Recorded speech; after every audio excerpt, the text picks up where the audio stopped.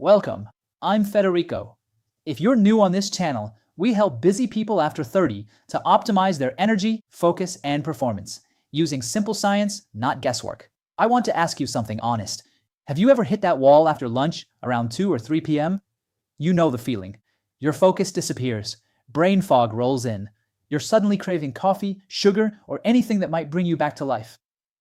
Here's what I need you to hear. You're not lazy. You're not broken.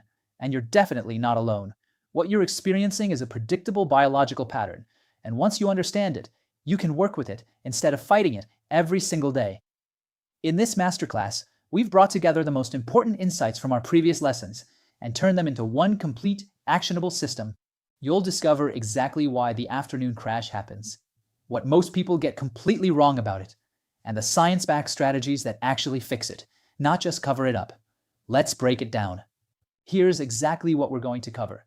First, the biological truth. What actually happens in your brain and body after lunch. Then, how to time caffeine correctly so it works for you, not against you. We'll look at sugar and metabolism and how resetting your brain chemistry can change your daily energy.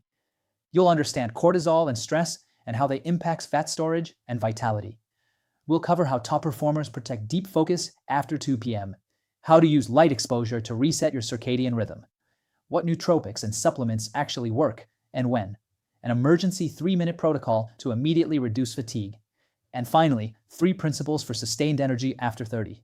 By the end of this video, you'll have a complete framework to master your afternoon energy after lunch instead of fighting it. Ready? Ever wonder why you hit an absolute wall around 3 p.m.? Most people blame their lunch. They blame the pasta, the sandwich, or the food coma. But what if I told you that your afternoon crash has almost nothing to do with what's on your plate? In fact, you could eat a plain kale salad and you'd likely still feel like a zombie by mid-afternoon. Today I'm going to show you why your low energy after lunch is actually hardwired into your biology. And more importantly, I'll give you the exact first best habits to reboot your brain in less than 10 minutes. Picture this. It's 2:15 p.m. You just got back to your desk, you open your laptop, and boom, your eyelids feel like they weigh 20 pounds. The words on your screen start to blur and your focus is just gone. You're officially in the dead zone. So what do? You head straight for the coffee machine. It's your 3rd cup of the day, maybe your 4th. You drink it hoping for a miracle. But 30 minutes later, you're just as tired, only now you're tired wired. Your heart is racing, but your brain is still trapped in a thick brain fog. You're physically there, but mentally, you're offline. If you're a parent, a freelancer, or anyone trying to stay productive, this isn't just a nuisance, it's a massive drain on your life. If you search for tired after lunch online, you'll get the same tired advice. It's your blood sugar, it's the carbs, your body is stealing blood from your brain to digest. It sounds logical, right? You eat heavy, you feel heavy. That's the energy myth we've all been sold. And it's why millions of people cut out carbs or try sad salads for lunch, only to find they still crash at 3 p.m. While blood sugar regulation matters, it's not the main reason you're struggling. The real culprit is written in your DNA. What's happening to you between 2 Cs and 400 p.m. is pure biology. Think of your body as a smart home with an automated lighting system. In the morning, your cortisol, your get-up-and-go hormone, peaks to wake you up. But about 7 to 8 hours later, your cortisol levels afternoon naturally dip. It's not a glitch, it's a feature. But there's a second player in this game, adenosine. Think of adenosine as biological dust that builds up on the floor of your brain every minute you're awake. The longer you're awake, the more dust accumulates, creating sleep pressure. By mid-afternoon, that dust layer is thick enough to slow your system down. Combine that with your ultradian rhythms, natural 90-minute energy waves, and you hit what scientists call the circadian trough. It's the perfect biological storm. Low cortisol, high adenosine, and a natural dip in your energy wave. It happens whether you eat a burger or a bowl of spinach. So, are we just victims of our biology? Not at all. You just need to stop fighting your body and start working with it. Here are 3 science-backed energy tips you can start using tomorrow. First, the 90-minute caffeine rule. If you're drinking coffee the second your feet hit the floor at 7 a.m., you're setting yourself up for a crash. Caffeine doesn't actually get rid of that adenosine dust. It just puts a rug over it. If you cover it up too early, the dust keeps building up underneath. When the caffeine wears off around lunchtime, you get hit by a massive wave of tiredness all at once. The fix? Wait 90 to 120 minutes after waking up before having your first cup. This allows your body to clear out the overnight adenosine naturally. This one shift is a total game changer for your afternoon focus. Second, the circadian reset. When you feel those low energy symptoms kicking in, your instinct is to curl up in your chair. Do the opposite. Get outside for a 10-minute walk. It's not about the workout, it's about the light. Even on a cloudy day, natural light hits your eyes and sends a daytime signal to your brain's master clock. It triggers a small hit of cortisol and helps your body process that post-lunch glucose. It's the simplest, cheapest way to clear the fog. Third, the neural reboot, NSDR. If your brain is completely fried, don't try to power through. Try NSDR, or non-sleep deep rest. This is a pro-level biohacking tool. It's not a nap. Naps can leave you feeling groggy and disoriented. Instead, take 10 minutes, close your eyes, and follow a guided breathing track or just sit in total stillness. It lowers your nervous system's rev count and clears that adenosine pressure without the sleep hangover. 10 minutes of NSDR can feel like an hour of sleep for your brain. Let's recap your new anti-crash protocol. In the morning, delay your caffeine for 2 hours. After lunch, get 10 minutes of natural light and movement. And if the afternoon slump hits hard, take a 10-minute neural reboot instead of reaching for a fourth espresso. You're not fighting your biology anymore, you're optimizing it. Beating the afternoon crash is about understanding the mechanics of your own body. Try this for the next days, and you feel the difference in your clarity and your mood. Coffee doesn't give you new energy. It just hides the tiredness that was already there. But the stain is still there, and when the caffeine wears off, that hidden fatigue comes rushing back all at once. This is called the rebound effect. To understand what's happening, we need to talk about two things: adenosine and cortisol. Adenosine is the invisible enemy. It's a molecule that builds up in your brain every minute you're awake. The more hours you stay up, the more adenosine accumulates. And when it reaches a certain level, it tells you, sit down, close your eyes, sleep. It's sleep pressure, and it's normal. Now, what does caffeine do? It doesn't eliminate adenosine. It blocks it. Imagine adenosine is a car trying to park in a spot. Caffeine is another car that takes that spot before it can. But here's the problem. Adenosine keeps building up. It doesn't disappear. And when the caffeine leaves, after a few hours, all that waiting molecule hits your brain at once. And there's a second problem: cortisol. In the morning, your body already produces its own natural coffee. It's called cortisol, and it's the hormone that wakes you up. Peak levels are between 7 o'clock and 9 a.m. It's the time when your brain is biologically designed to activate itself. But if you drink coffee at that moment, you interrupt this process. Your body stops doing its natural job because caffeine is doing it instead. And over time, it produces less and less cortisol in the morning because it knows caffeine will show up. And here's something most people don't know. An in-depth study on PubMed warns that caffeine works on 3 levels: blocking adenosine, mobilizing calcium, and inhibiting enzymes. But the toxic dose is relative. If you're under stress, dehydrated, or have specific genetics, that third cup isn't giving you focus. It's sending your cardiovascular system into overload. If this is opening your eyes, like and subscribe to the channel. Myth number 1: I need coffee to activate my brain as soon as I wake up. False. What you're doing is interrupting the natural cleanup your brain is doing. In the morning, it needs time to complete the process. If you force it with coffee, it's like waking someone up in the middle of a deep dream. It works, but it's not efficient. Myth number 2: black coffee has no side effects. Wrong again. The effect on adenosine receptors is the same whether you add sugar or not. The problem isn't the sugar, it's the timing. Fatal mistake: using coffee to cover up a lack of light or water. Many people drink coffee because they're thirsty, but coffee makes things worse. And here's another detail: drinking hot coffee right when you wake up artificially raises your core body temperature, confusing the circadian rhythm that's already trying to warm you up naturally. So what's the solution? Simple. Change when you drink it.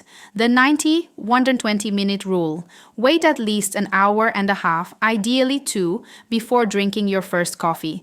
This way, you let your natural cortisol do its job. And you know what happens? When you do drink coffee, the effect is much cleaner. No anxiety, no crash, just stable focus, strategic hydration.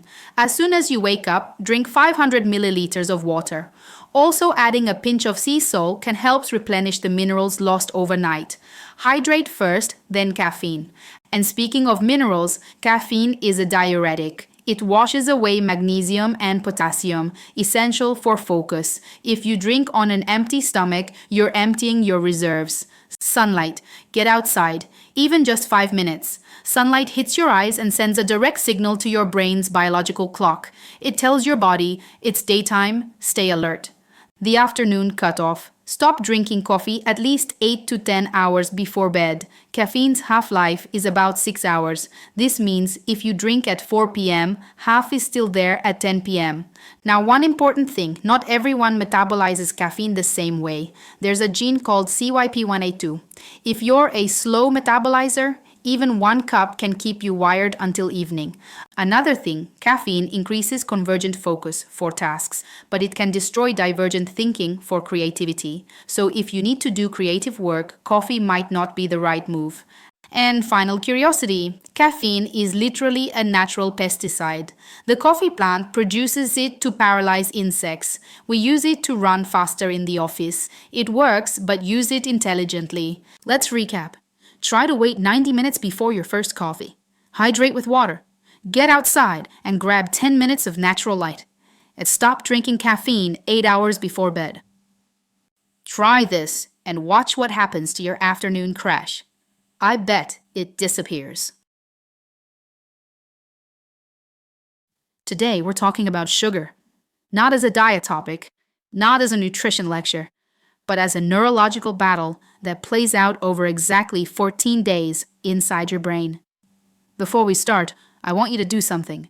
Think about the last time you had a rough day, stressful, draining, heavy, and think about the first thing you reached for to get through it. A chocolate bar, a sweet coffee, a sugary snack. Felt harmless, right? Just a little comfort.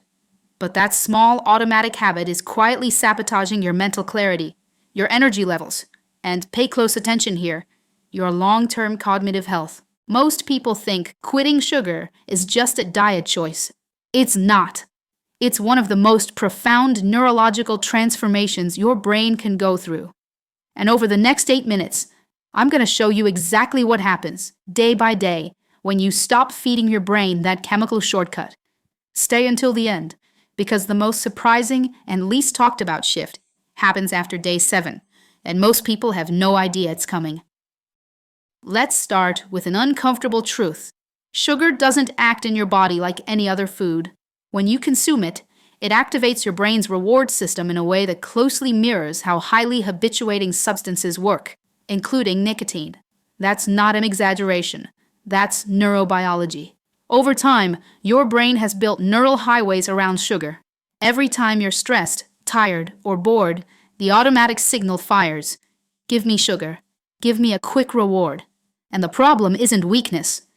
The problem is that you have literally rewired your brain to depend on that chemical shortcut.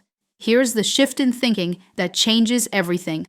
What you're about to discover isn't deprivation. It's recalibration. You're not taking something away from your brain. You're giving it back its ability to function without an artificial crutch. But in the first few hours, your brain is not going to be happy about it. Within the first 48 hours, something precise happens. Your dopamine levels start to drop. That feeling of emptiness, low-grade irritability, slight anxiety that many people notice on day 1 without sugar, that's not hunger, that's withdrawal. Your nucleus accumbens, the brain's reward center, was expecting its dose, and now it's in shock. Think of it like forgetting your phone at home. That low-level restlessness, the constant sense that something's missing. Multiply that feeling, and you start to understand what your brain is going through in those first days. By day 3, things can actually feel worse before they feel better. The quick energy is gone. You feel foggy, scattered, maybe a little flat. And this is exactly where most people quit. But here's the crucial reframe. You're not experiencing weakness. You're experiencing neurological adaptation. Your brain isn't failing. It's recalibrating. The people who stop here convince themselves that their body needs sugar to function. But what's actually happening is the opposite. Your brain is working to restore its ability to produce dopamine naturally, without needing an external chemical trigger. If you like this kind of content, subscribe to the channel for more. Day 3 is the most critical moment in this entire process. It's the fork in the road. The discomfort you feel right now, it's not a sign that something's wrong. It's a sign that something important is happening. Your reward system is being dismantled and rebuilt. That's not comfortable, but it's exactly what needs to happen. If you stay with it, something extraordinary begins to unfold. And what unfolds next is one of the most underrated parts of this entire process. Because the most important transformation in the next few days won't happen in your brain. It'll happen in your gut. While your mind is still negotiating with the dopamine drop, your gut is going through a quiet revolution. The bacteria that thrive on sugar are dying off. In their place, colonies of bacteria that feed on fiber and whole foods start to proliferate. This sounds like a minor technical detail, but the implications for your brain are enormous. Over 90% of your body's serotonin, the neurotransmitter most associated with calm, mood stability, and well-being, is produced in the gut. Not in the brain, in the gut. As your microbiome begins to rebalance, serotonin production improves. Systemic inflammation starts to fall. And by day 7, many people notice something unexpected. A quiet, steady sense of calm they haven't felt in years. Not a buzz, not a sugar high. A baseline sense of okayness that doesn't require anything external to maintain. That's not magic. That's biochemistry. And that's when I understood. The craving wasn't about hunger. It was about a pattern my brain had built. And patterns can be rewritten.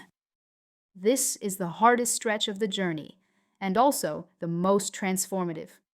Between days 8 and 11, your brain, accustomed to burning glucose as its quick fuel, is forced to do something more sophisticated. Learn to use fat as a stable energy source. Your mitochondria, the energy powerhouses inside your cells, are recalibrating. You may feel slow, mentally heavy. This is what researchers call the metabolic transition fog, and it's completely normal. But here's the part most people don't hear. This phase is temporary. And on the other side of it is something completely different. Your neuroplasticity, your brain's ability to form new connections and adapt, starts operating at full capacity. You're not just changing what you eat, you're changing how your brain functions. One important note here, the production of ketones at this stage is modest, unless you're also following a specific ketogenic diet. What's happening is more about reducing glucose dependency than full ketosis. And that shift alone is significant. Then, around day 12, something happens that most people describe as one of the most surprising moments of the entire process. The fog lifts. Not gradually, almost suddenly. Your prefrontal cortex, the part of your brain responsible for decision-making, planning, and impulse control, comes back online at full power. Your neurotransmitters, dopamine, serotonin, acetylcholine, are finally working in sync, without the artificial spikes and crashes of sugar. MRI studies show that even within 2 weeks, measurable reductions in cerebral inflammation begin to occur. Short-term memory sharpens. That background anxiety fueled by cortisol spikes starts to quiet down. This isn't a placebo effect. This is your brain operating the way it was designed to operate. And the shift in how you experience your own thinking is something that's hard to describe until you feel it.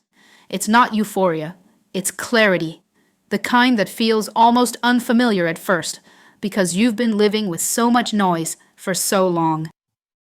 By day 14, many people describe the same thing, the feeling of coming back to a version of themselves they'd almost forgotten existed. Faster thinking, longer focus, motivation that comes from within, not from an external chemical trigger, a sense of calm that doesn't depend on anything you need to consume. Researchers call this cognitive restoration, the return of cognitive functions to their natural optimal baseline. And it doesn't require medication, expensive supplements, or complicated protocols. It requires removing something that was sabotaging the system from the start. Some people in our community describe it as having their brain back. That's not an exaggeration. That's what happens when you stop overriding your neurochemistry with artificial stimulants and give your system space to do what it already knows how to do. But what happens beyond 14 days? It's worth knowing where this path leads. Around day 20, if you're also reducing refined carbs more broadly, your brain can begin producing ketones more consistently, molecules generated when the body burns fat for energy. Research suggests ketones improve mitochondrial efficiency and reduce oxidative stress. In plain terms, your brain ages more slowly. By the 30-day mark, many people report that their relationship with stress has fundamentally changed. Not because life got easier, but because their baseline neurochemistry is more stable. The automatic reach for sugar starts to feel less compelling. The craving loses its grip. And here's the detail that surprises almost everyone. If after 14 days you reintroduce sugar, it will almost certainly taste different. Too sweet, almost artificial. Your recalibrated brain perceives it in a completely new way. What once felt like comfort now registers as chemical noise. That's not willpower. That's biology working in your favor. Everything you've heard today is based on published scientific research and documented biological mechanisms. But every person is different.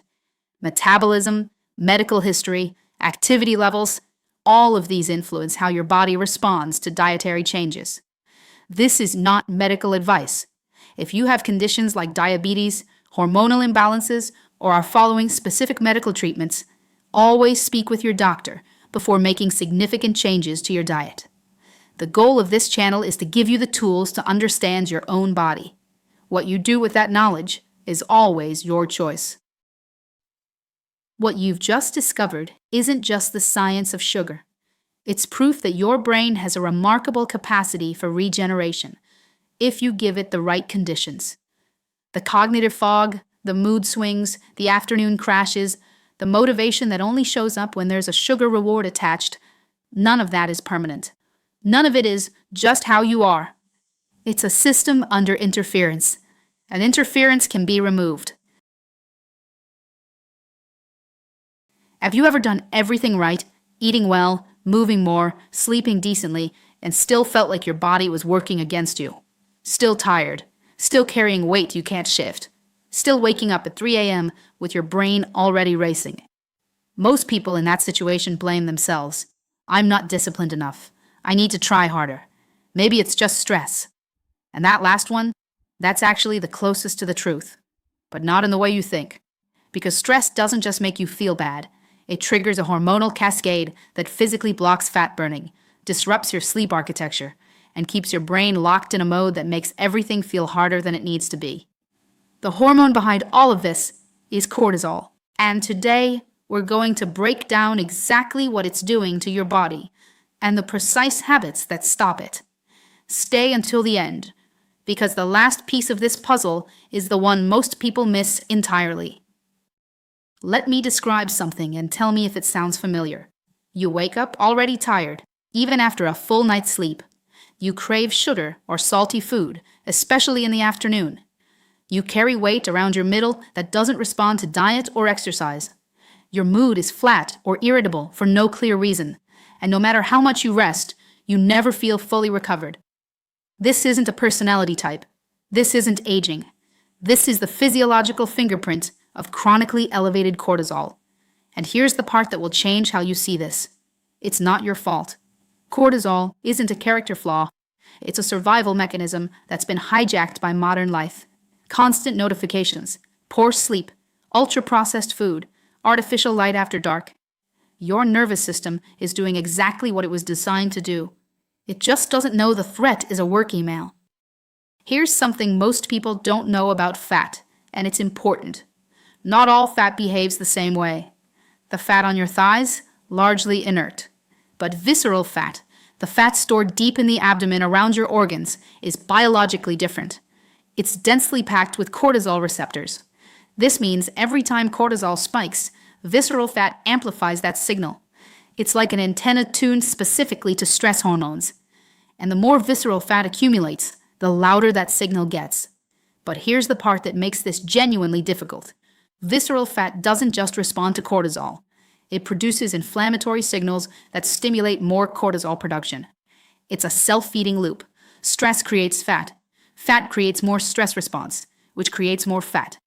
This is why the advice, just eat less and move more, fails so many people dealing with stress-related weight gain. You're not fighting a calorie problem. You're fighting a hormonal loop. If you like this kind of content, subscribe to the channel for more. Now, let's talk about what's happening under the hood when cortisol stays elevated. First, fake energy. Under chronic stress, your body enters preservation mode. Instead of burning stored fat, it protects it.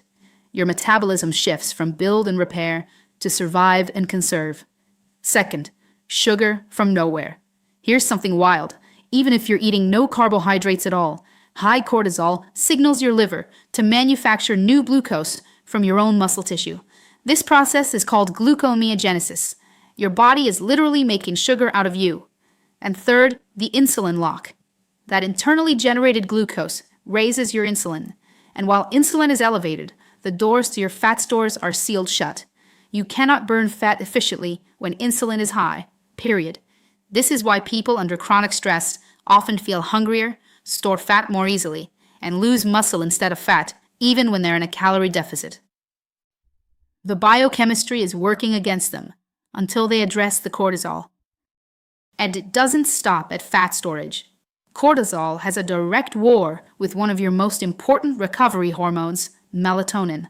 When you keep cortisol elevated in the evening through screens, stressful content, bright artificial light, late night problem solving, you actively block melatonin production.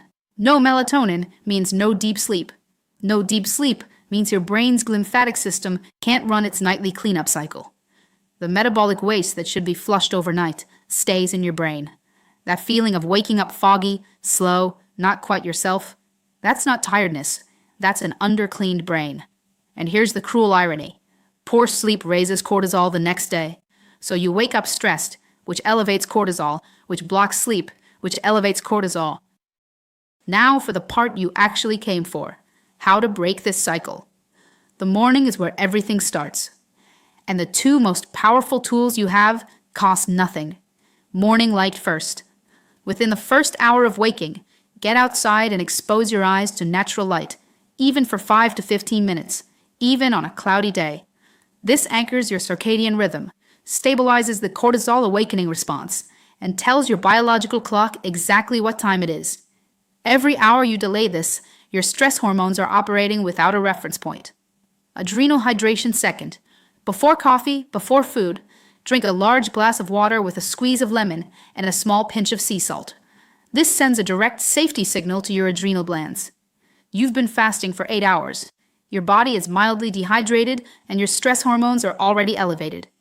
Hydration and minerals first, then wait 90 minutes before coffee. Let your adenosine clear naturally. Let cortisol peak and begin its natural descent. When you add caffeine on top of an already elevated cortisol morning, you're pouring accelerant on a fire that's already burning. Here's a tool most people completely underestimate. Your exhale activates your vagus nerve, the main line of communication between your brain and your body, that signals we're safe, stand down. A slow, extended exhale is one of the fastest ways to shift your nervous system from sympathetic overdrive into parasympathetic recovery. Try it right now. Inhale for 4 seconds. Exhale for 8. Do that 3 times. You just lowered your cortisol response in real time. That's not a metaphor. That's measurable physiology. Research shows that slow breathing at around 5 to 6 breaths per minute consistently reduces stress markers and perceived anxiety. And the best part, you can do it anywhere, anytime, with zero equipment. Exercise lowers cortisol, but only the right kind of exercise done the right way. Chronic high-intensity training without adequate recovery actually raises cortisol. If you're already in a stress state, adding more physiological stress can deepen the problem, not solve it. What works better when cortisol is dysregulated? Moderate movement, specifically walking. And here's the detail that makes walking uniquely powerful: optic flow. When you walk through an open environment and your visual field moves naturally around you, your amygdala, the brain's threat detection center, calms down measurably. It's a hardwired response. Your nervous system interprets moving through open space as a signal that you're not in immediate danger. A 30-minute walk outside, looking at the environment around you, does more for cortisol regulation than an intense 45-minute gym session when you're already running on empty. 2 more levers that are consistently underrated. Consistent sleep timing. Going to bed and waking up at the same time every day, including weekends, is one of the most powerful cortisol regulators available. Irregular sleep schedules are directly linked to elevated evening cortisol and impaired stress recovery. Your hormonal system runs on predictability. Give it a rhythm and it self-corrects. Social connection. This one surprises people. Studies show that positive social interaction, genuine conversation, physical touch, even a brief hug from someone you trust, measurably blunts cortisol spikes. Chronic isolation is one of the strongest drivers of elevated baseline stress hormones. You are a social animal. Connection isn't a luxury, it's a physiological need. If you've addressed the lifestyle foundations and want additional support, certain natural compounds have solid research behind them. Ashwagandha is one of the most studied. It works by rebalancing the HPA axis, the communication pathway between your brain and adrenal glands, and has been shown in clinical studies to reduce cortisol by up to 30%. Best taken 60 to 90 minutes before sleep. Holy basil, Tulsi, is particularly useful for breaking the insulin-cortisol loop that drives emotional eating and afternoon cravings. It helps regulate blood sugar response under stress. Magnolia bark acts like a natural brake pedal for the brain. It enhances GABA activity, which is your nervous system's primary calm-down signal. Useful for racing thoughts and evening tension. Reishi mushroom supports deep sleep quality and may help the brain's overnight detoxification process, reducing the inflammatory backlog that drives next-day cortisol. Valerian is best reserved for short-term use in cases of severe sleep disruption or nervous system burnout, not as an everyday supplement. A reminder, always check with your healthcare provider before adding any new supplement, especially if you're taking medications. Here's the best habits to reduce cortisol. Morning, natural light within the first hour. Water with lemon and sea salt before coffee. Wait 90 minutes before caffeine. Throughout the day, slow breathing with extended exhale when stress spikes. Moderate movements like walking with optic flow. Consistent meal timing to avoid blood sugar swings. Evening, no screens or stressful content after 8 p.m. Consistent sleep schedule. Consider natural support like ashwagandha or magnolia bark if needed. Always prioritize social connection. Reduce chronic high-intensity training if you're already depleted. And remember, you are not broken. You are running a system that was never designed for this level of chronic stimulation. What you discovered today is that cortisol isn't your enemy. It's saved your life countless times. But when it's chronically elevated with nowhere to discharge, it quietly dismantles your energy, your body composition, your sleep, and your mental clarity. The good news? Every single habit in this video is free, accessible, and starts working faster than most people expect. If you want to go deeper about improving energy, focus, and recovery across your whole day, check the description below. You'll find resources and tools we personally use and recommend. If you spend your entire day under artificial LED lights, in an office, at home, staring at screens, you're sending your nervous system a constant signal. Twilight. Dim, flat, unchanging light. Your biology interprets this as the sun is going down, start winding down, even though it's 2 p.m. Today, I'm showing you 3 simple light hacks that reset this signal and give you back your afternoon energy. Here's what most people don't know. Deep inside your brain, there's a cluster of cells called the suprachiasmatic nucleus, your biological master clock. And it doesn't run on time. It runs on light. Specifically, it reads the intensity, color temperature, and timing of light entering your eyes. That's how it knows whether it's morning, midday, or evening. And based on that information, it controls your cortisol, your melatonin, your body temperature, and your energy levels throughout the day.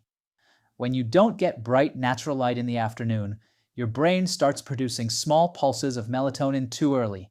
Not enough to make you fall asleep, but enough to make you feel slow, foggy, and unmotivated.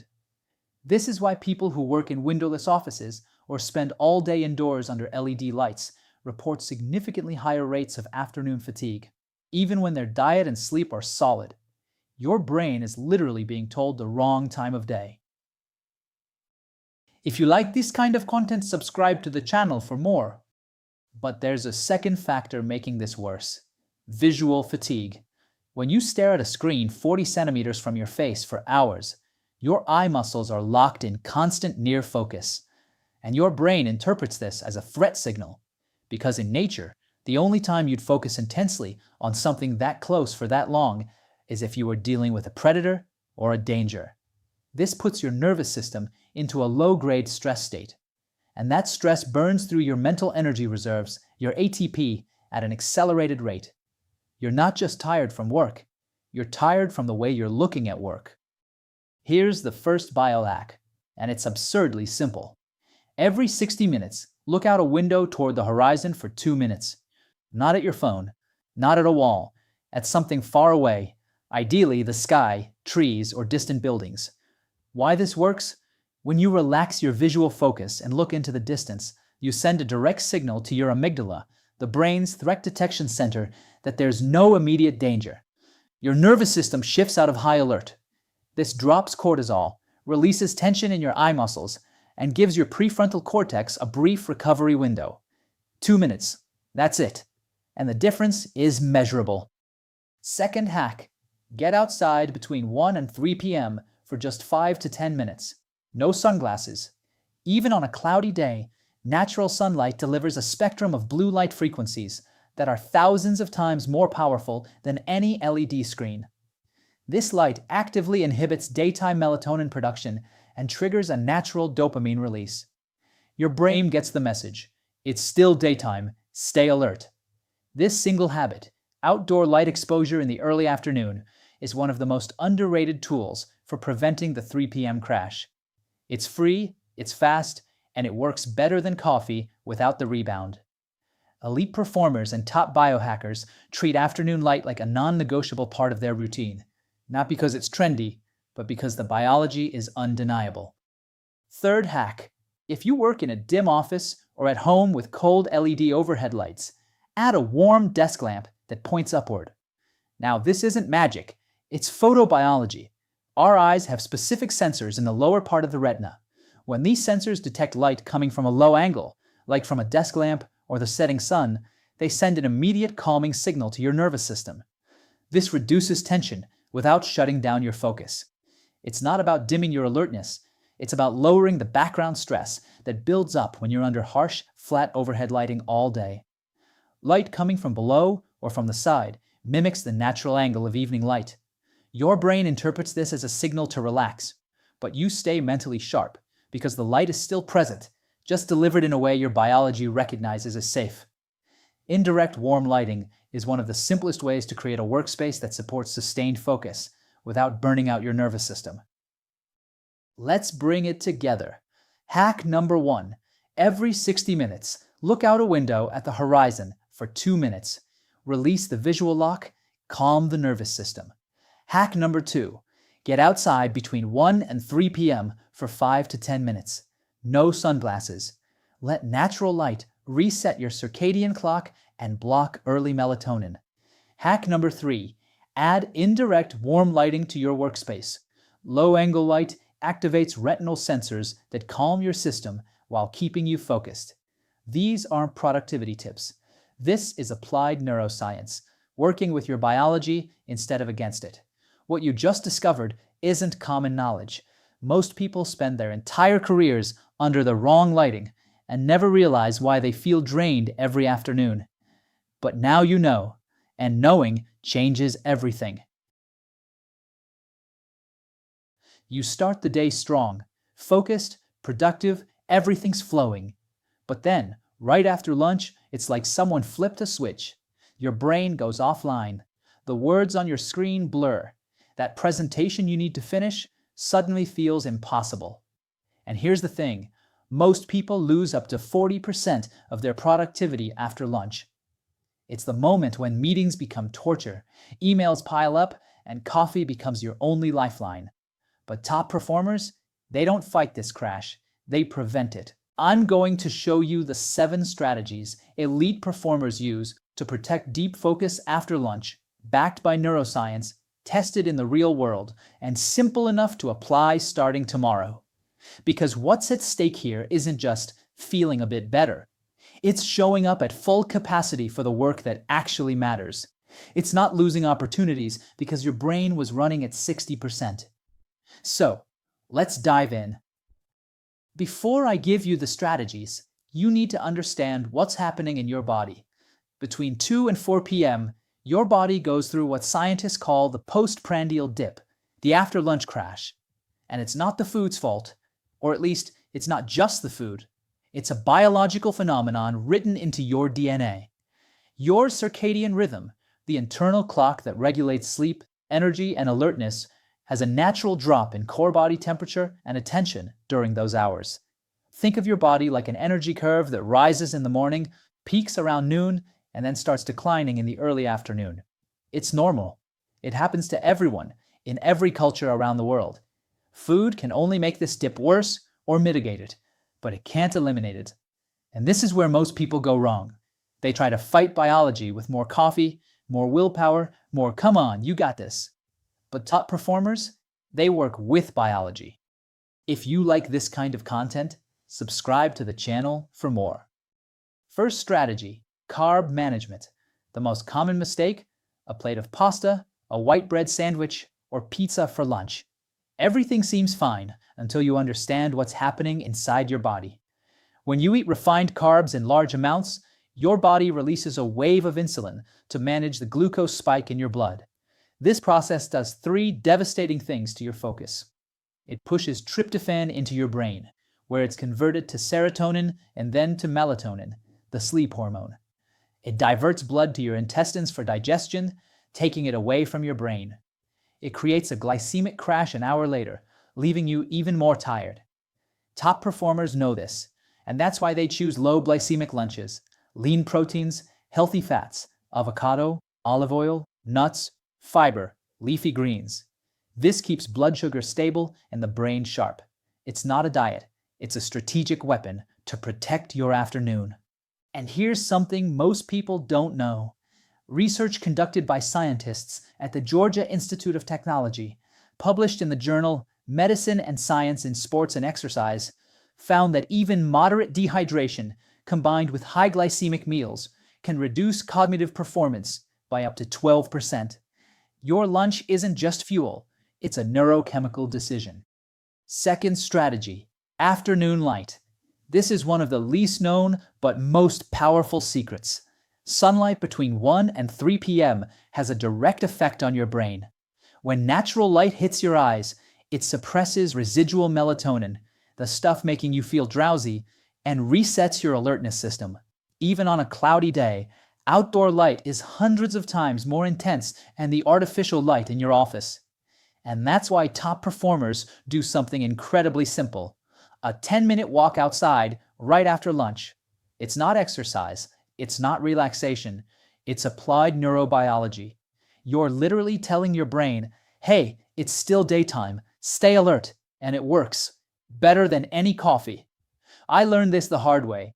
I used to power through afternoons in a windowless office, wondering why I felt like a zombie by 3 p.m. The moment I started getting outside after lunch, even just to the parking lot, everything changed. It felt like someone turned the lights back on in my brain. Third strategy, NSDR, or non-sleep deep rest. Instead of grabbing another coffee or forcing focus, top performers use a technique that's becoming increasingly popular among CEOs, athletes, and researchers. Deep rest without sleeping. It's different from a nap. Naps can leave you groggy and disoriented if you get the timing wrong. NSDR, on the other hand, is a state of guided relaxation, like yoga nidra or body scan meditation, that lasts between 10 and 20 minutes. Andrew Huberman, a neuroscientist at Stanford, uses it regularly, and many CEOs describe it as resetting your nervous system without the grogginess of sleep. Here's what happens. You lower cortisol, reduce activation of your sympathetic nervous system, the stress response, and allow your brain to recharge its dopamine reserves, the fuel for focus. 10 minutes, eyes closed, slow breathing, and when you open your eyes, the 2 p.m. wall is gone. This is what separates people who collapse every afternoon from those who maintain consistent performance. It's not more caffeine, it's smarter recovery. Fourth strategy, body temperature management. This is a detail very few people know about, but it makes a huge difference. When you eat, your body shifts blood to your intestines for digestion. This cools your extremities, hands, feet, head, and your brain interprets this drop in temperature as a signal. Okay, time to slow down, maybe sleep. It's an evolutionary mechanism.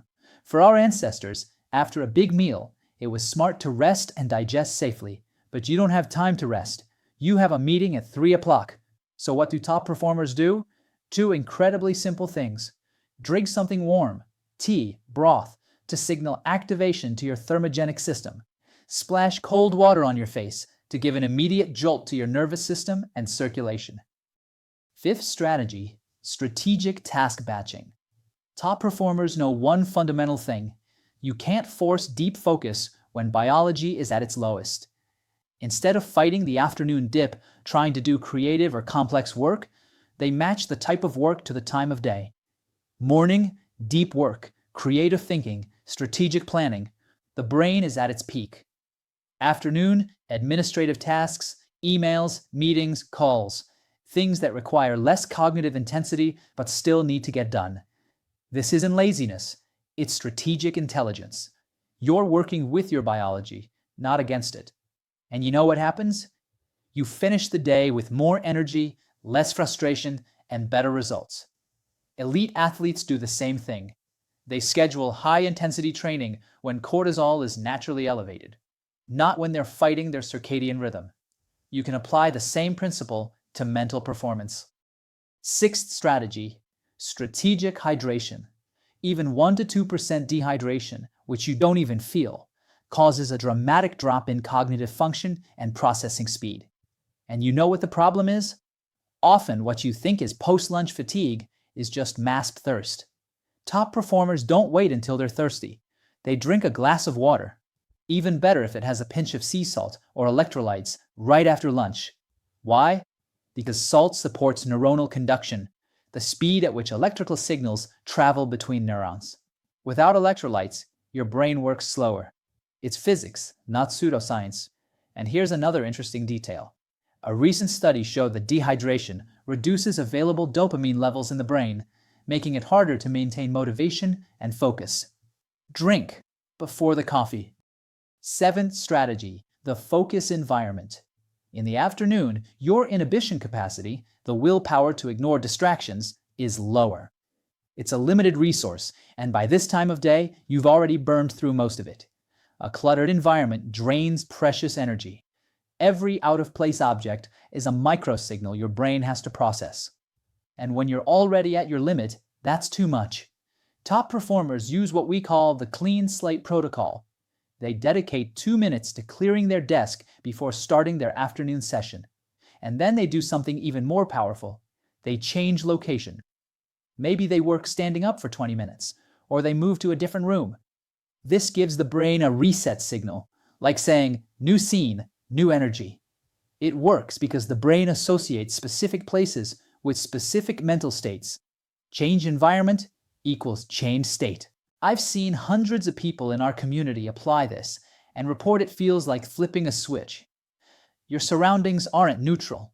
They're either working for you or against you. And now, the fatal mistake almost everyone makes, the 2 p.m. coffee.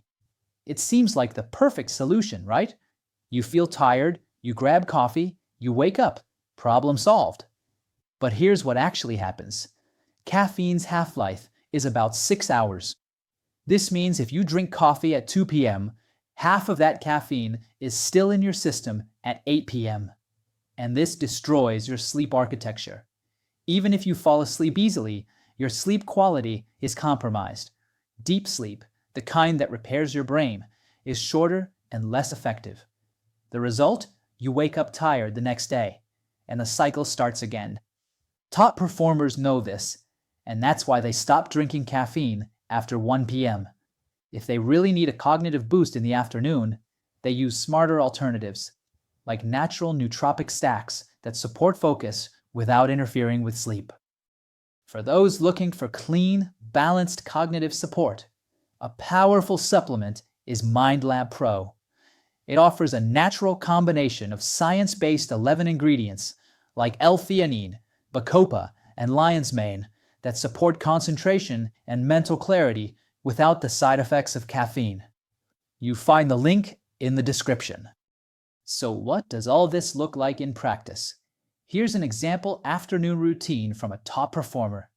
1 p.m., light lunch, protein, healthy fats, vegetables, no refined carbs.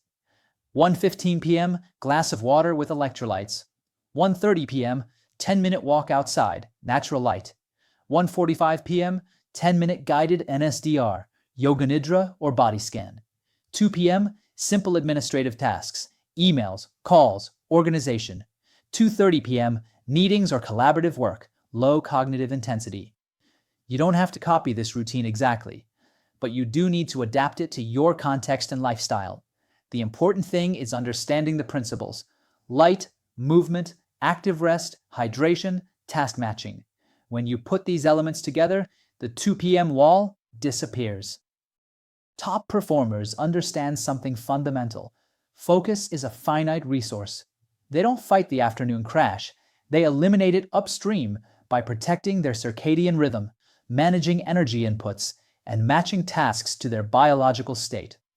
This isn't about working harder. It's about working smarter with the body you have. This is just the beginning. There are so many more strategies for optimizing energy, sleep, focus, and performance.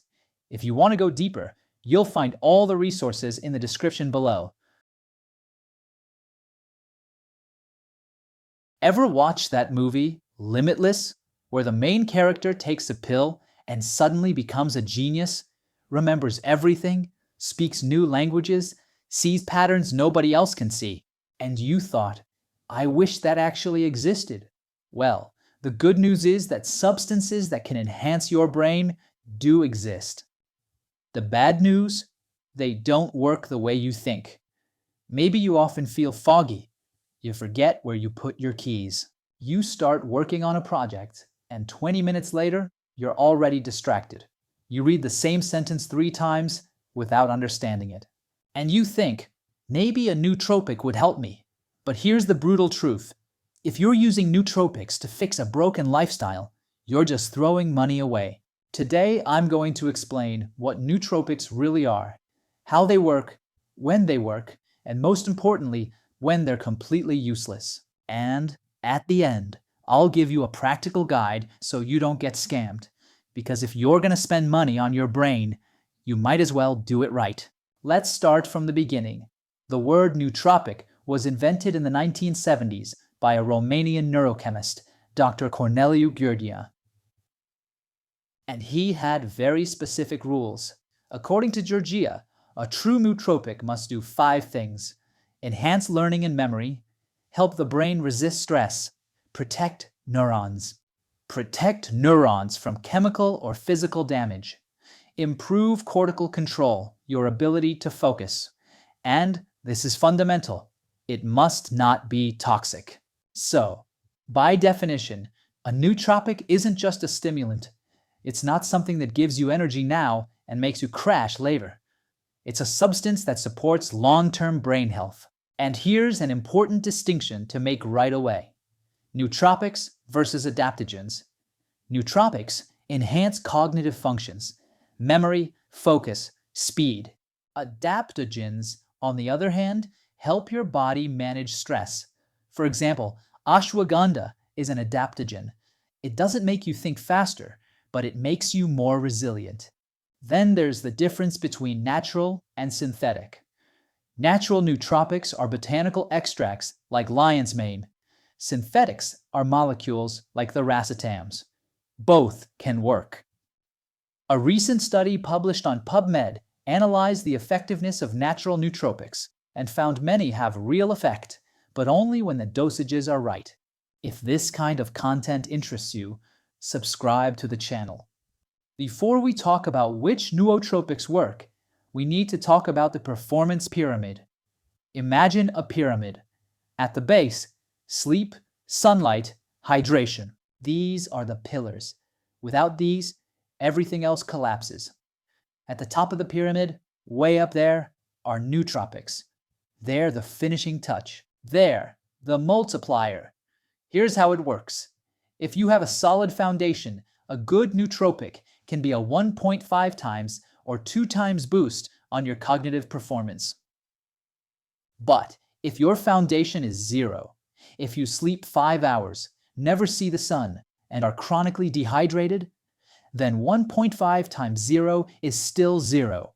Nootropics don't fix a broken lifestyle. And here's where the invisible antagonist comes in: sleep deprivation.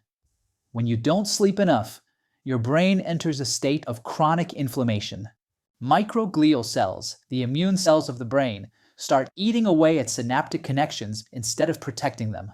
In this state, even the best nootropic can't do anything. So, the rule is simple. Fix the foundation first, then add the nootropic. Now, there's a huge difference between stimulating the brain and regenerating it. Stimulants, like caffeine or sugar, give you energy on loan. It's like using a credit card. It works now, but then you have to pay it back, and the crash comes. True nootropics, on the other hand, are an investment. They don't give you immediate energy. They support neuronal health, improve plasticity, and increase blood flow. Let's use an example. Caffeine is the turbo in your car. You press the pedal and go fast, but the turbo consumes more fuel and stresses the engine. Natural nootropic, on the other hand, is engine maintenance. It doesn't make you go faster today, but it keeps the engine healthy so it can perform for years. So, how do these actually work? There are 3 main mechanisms. First, neurotransmitters. Some increase the production or sensitivity to key chemicals. Acetylcholine is the neurotransmitter of memory. Substances like alpha-GPC increase it. GABA is the neurotransmitter of calm. Balanced GABA means calm focus. Second, neural protection. Some support BDNF, brain-derived neurotrophic factor, which is like fertilizer for neurons. It stimulates new growth. Third, circulation. The brain consumes 20% of the body's energy, and it needs oxygen and glucose. Ginkgo biloba improves this microcirculation. More oxygen means more energy. And here's a detail many people ignore: the blood-brain barrier. This barrier protects the brain. Cheap supplements often fail because they can't cross it. Now, let's talk about the key players. Lion's mane, the king of neuronal regeneration. It stimulates NGF and BDNF. But don't expect immediate results. It takes weeks. Bacopa monnieri, the long-term memory ally. Research shows that after 8 to 12 weeks, it significantly improves the ability to recall information.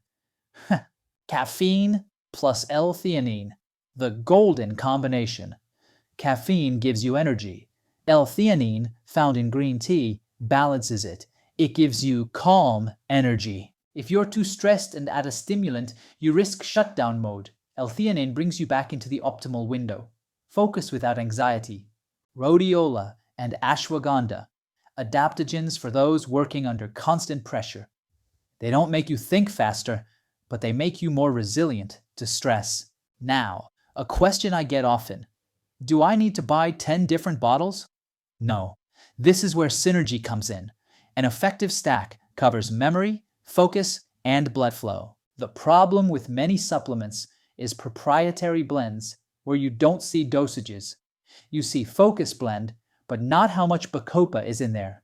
This is a red flag. A good stack shows every dosage. It uses amounts that match scientific studies, not symbolic sprinkles. Elite athletes use these because they are more efficient. Let's talk about timing. Acute nootropics like caffeine or rhodiola work in 30 to 60 minutes. Cumulative ones like lion's mane require weeks to build. Many take a nootropic and say, I already feel it after 2 days. But for Bacopa, it takes 8 to 12 weeks to actually change synapses. It's not magic. Patience is key. Some nootropics need to be cycled. For example, take rhodiola for 4 to 6 weeks, then a 1-week break. This prevents tolerance, so it keeps working. And one last point, nootropics and blood sugar. If you have spikes after a heavy lunch, no nootropic can save you from post-meal brain fog. Important disclaimer: individual response varies. Always consult a doctor before starting any supplementation, especially if you take medications. How do you avoid getting scammed? First, purity and testing. Look for companies with third-party testing for purity and heavy metals. No tests? Red flag. Second, clinical dosages. Check that amounts match the studies. For example, Bacopa is tested at 300 milligrams. If you see 50 milligrams, it's useless. Check the numbers. Lastly, individual response. Test one element at a time. Don't start with a stack of 10. Use one for 2 to 4 weeks and observe. Let's recap. Do nootropics work? Yes, but only if you fix the foundation. Sleep, light, hydration. They're a multiplier, not a magic solution. Be consistent. Real results take weeks, not days. Remember, you're not just buying a pill. You're investing in the long-term health of your brain. Now, the first instinct when this happens is obvious. Head to the coffee machine, grab your 4th cup of the day, and hope it does the trick this time. But in this video, I'm not going to tell you to drink more coffee. I'm not going to tell you to take a 30-minute walk or eat better at lunch. I'm going to give you a simple 3-minute protocol. 3 minutes that use your own biology to reset your nervous system. You can do it at your desk, at the office, at home, anywhere. No equipment, no app, no nothing. If you're someone who crashes every single afternoon, watch till the end. Most people believe the afternoon crash is their lunch's fault. I ate too heavy. It's the carbs. My body uses all its energy to digest. But that's not the whole story. The real reason is something called adenosine. Think of it as a kind of dust that builds up inside your brain every single minute you're awake. The more hours you stay up, the more dust collects. And it's this dust that keeps whispering to you, sit down, close your eyes, sleep. Now, here's what your morning coffee actually does. It doesn't clear that dust, it hides it. Like throwing a nice rug over a dirty floor.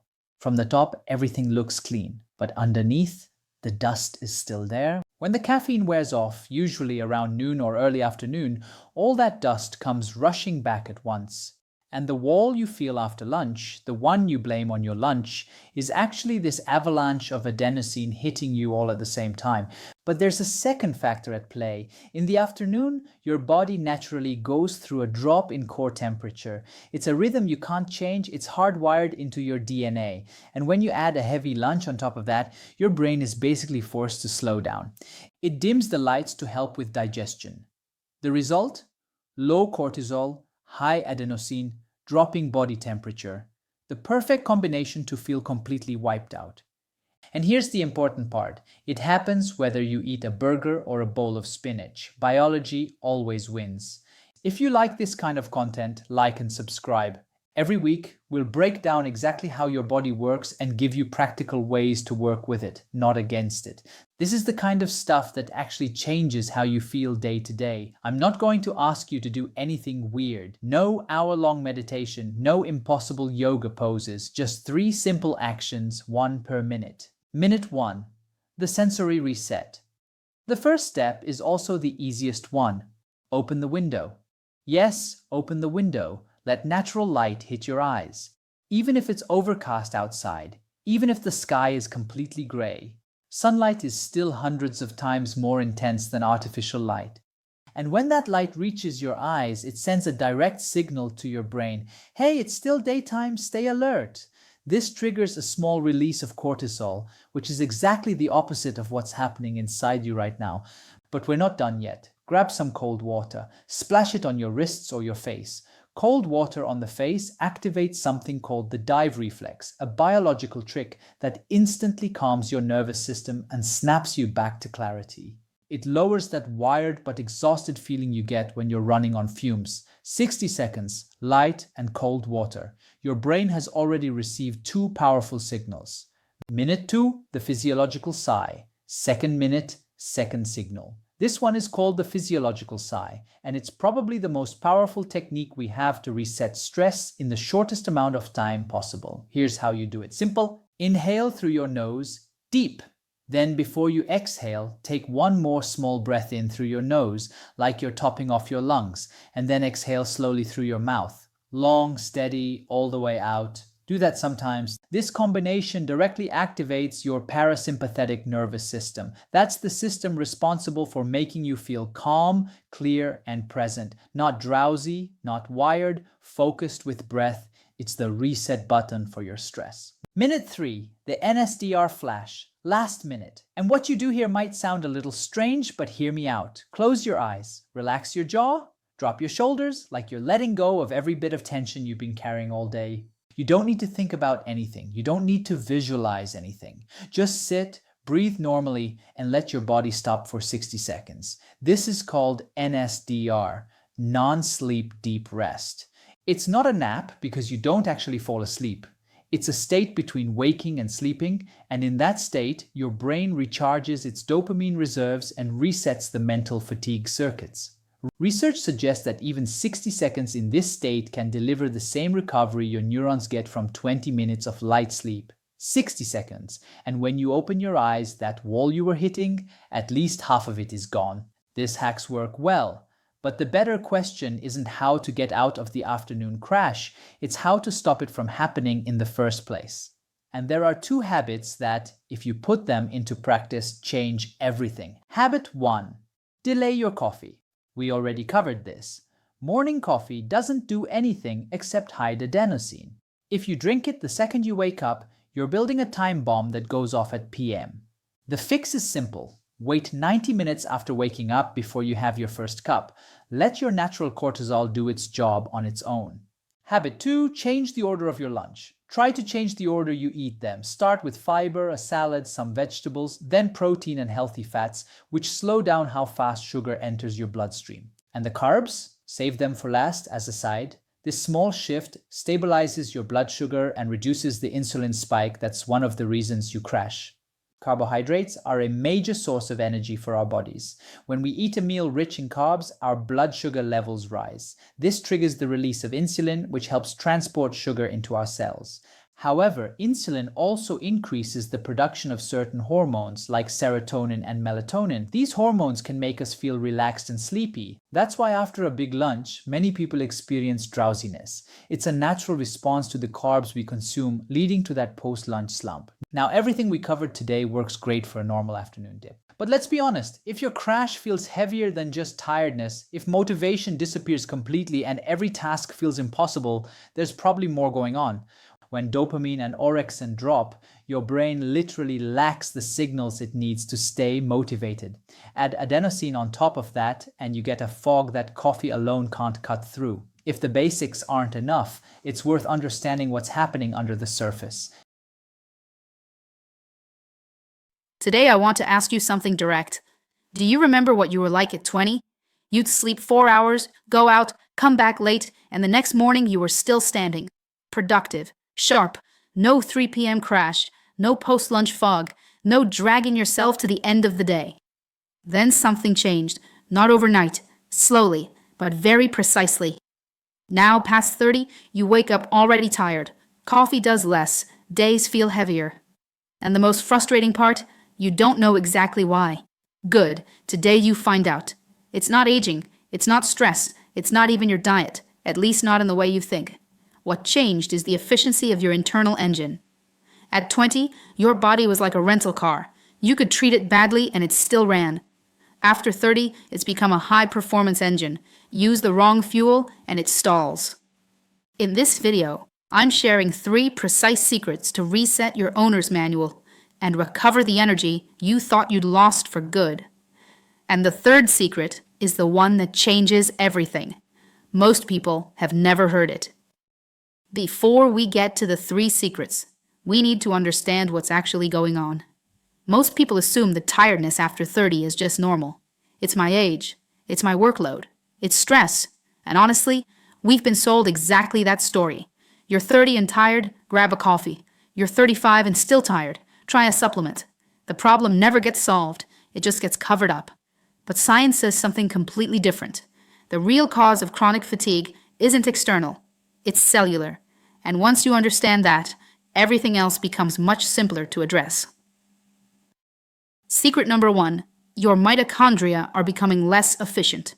Mitochondria are the power plants of your cells. They're the ones that convert the food you eat into ATP, your body's energy currency.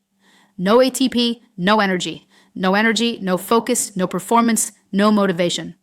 At 20, your mitochondria were small, perfectly functioning factories, fast, efficient, reliable. After 30, something shifts. Efficiency drops, and instead of producing clean energy, they start producing more exhaust, what scientists call free radicals. It's like your power plant starting to produce more smoke than electricity. And here's what makes it worse: inactivity. Mitochondria are organs you train. If you don't challenge them, they get lazier and lazier.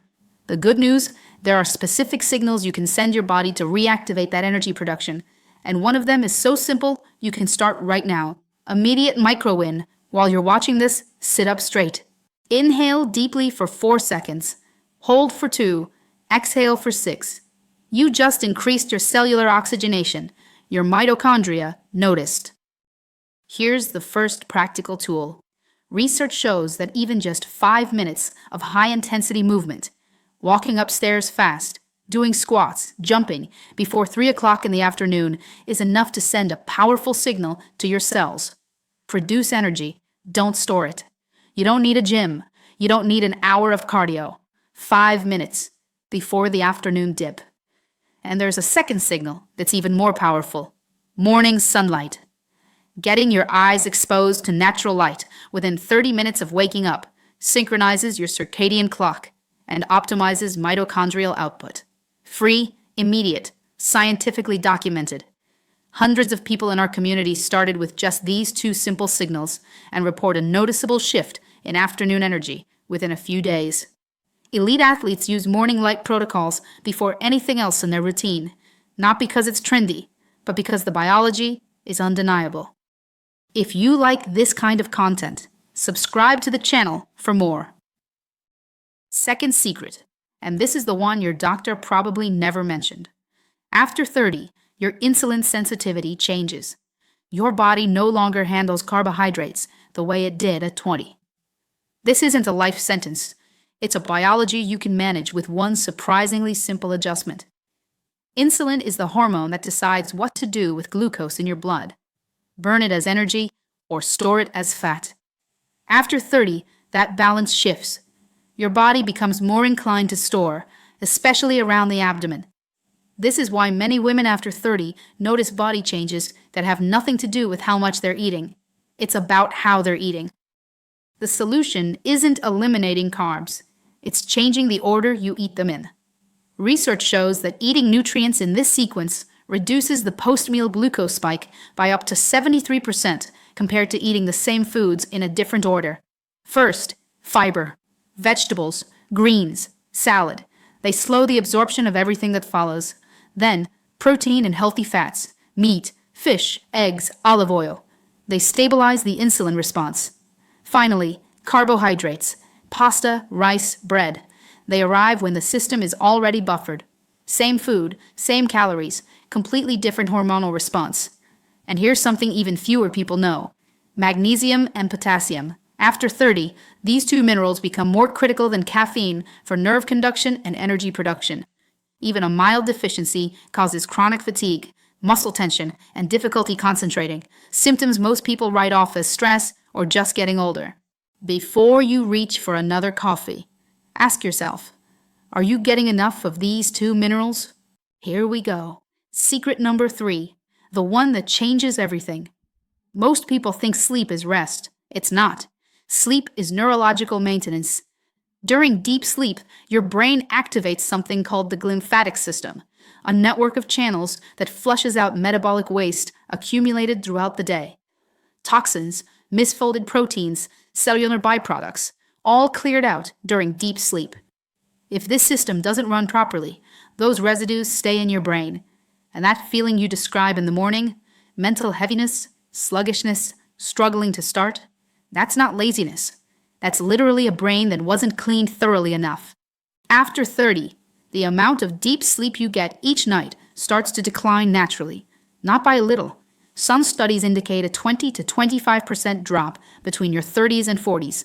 And the direct consequence isn't just physical tiredness, it's the next day's cognitive performance. Memory, focus, decision-making, stress resilience, all of it depends on how many hours of deep sleep you accumulated the night before. This is exactly why after 30, sleeping more isn't enough. You need to sleep better. Think about what's at stake here. Every presentation, every important conversation, every decision you make at work, all of it is running on the quality of the sleep you got last night. Here's the practical protocol to maximize deep sleep. Melodic alarm. Never snooze. A gentle alarm, not a jarring buzz, reduces morning cortisol. And hitting snooze, which feels like a small win, actually fragments your waking state and leaves you cognitively slower for the next 2 hours. Put your phone across the room and commit. No screens 60 minutes before bed. Blue light blocks melatonin production, not gradually, but almost instantly. This one habit alone can add a measurable amount of deep sleep to your night. Cool room temperature, 18 to 20 degrees Celsius, 65 to 68 Fahrenheit. Your body needs to drop its core temperature to trigger deep sleep. A cooler room accelerates this process naturally. Consider a natural evening supplement.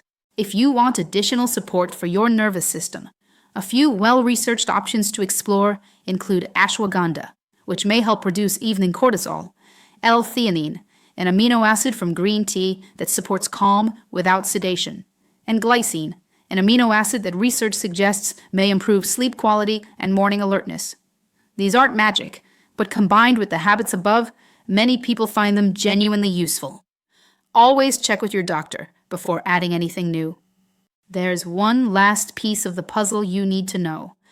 You're not just fighting your own biology. You're fighting an environment designed to work against you. Office LED lights that suppress melatonin all day. Screens on until midnight. Ultra-processed food engineered to override your satiety signals.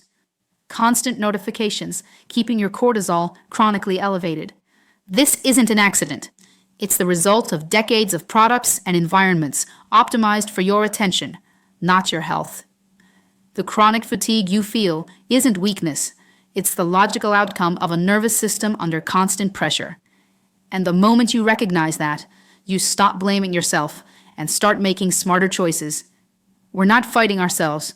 We're navigating a system that wasn't built with our well-being in mind. Let's bring it all together. The 3 secrets for sustained energy after 30. Secret number 1, reactivate your mitochondria. 5 minutes of intense movement before 3 p.m. Morning sunlight within 30 minutes of waking. And make sure you're getting adequate magnesium and potassium as your mineral foundation. Secret number 2, master the fuel order. Fiber first, then protein and healthy fats. Carbohydrates last. Same food, completely different hormonal response.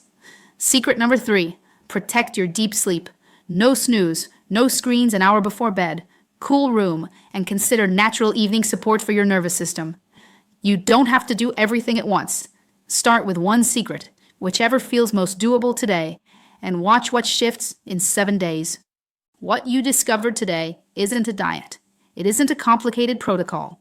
It's an understanding of how your body actually works after 30 and how to work with it instead of against it. If you want to go deeper and have a complete system for energy, focus, and recovery throughout the day, check the description below. You'll find guides, resources, and tools designed to support your cognitive performance during the hours that matter most. And if you want to keep learning how to optimize your biology with simple science-backed habits, subscribe to the channel. Now here's my question for you. What habit have you noticed gives you the most energy? Morning movement, better sleep, changing what you eat? Whatever it is, drop it in the comments. I'd love to know what's working for you.